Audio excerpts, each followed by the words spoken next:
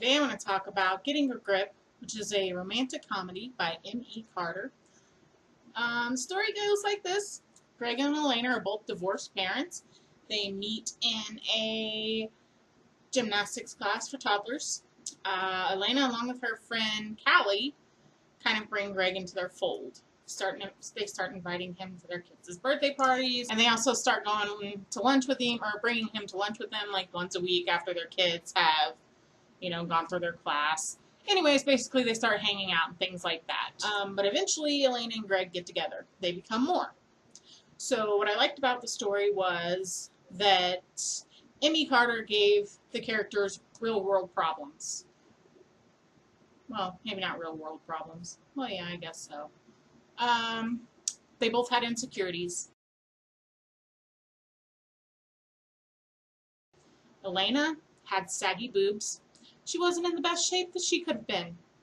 Also, Greg had an under-average sized penis. Can we talk about this for a second, okay?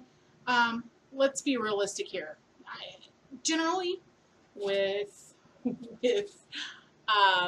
any kind of romance book, have you ever noticed that all of the heroes have like 10-inch dongs? Like seriously, how many men do you know personally?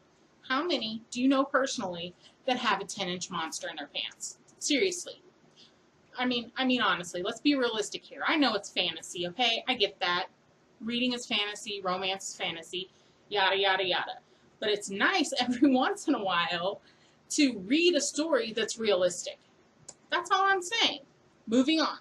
So, the ending was it was a cliffhanger. I'm not going to lie to you. And I think I've gotten to the point where I read so many standalones in a series that it kind of threw me off. Normally, I don't have a problem with this. Well, a few years ago, I guess I should say, I didn't have a problem with this.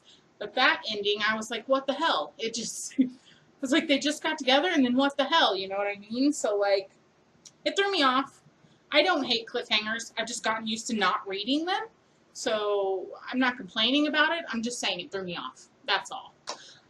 So I didn't find the story as funny as a lot of the reviews I read, but at the same time, it did have its moments where it was pretty funny.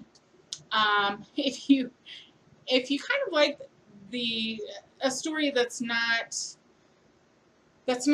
typical romance as far as the insecurities of the characters, then I would recommend reading it, because as I said, there are some funny parts.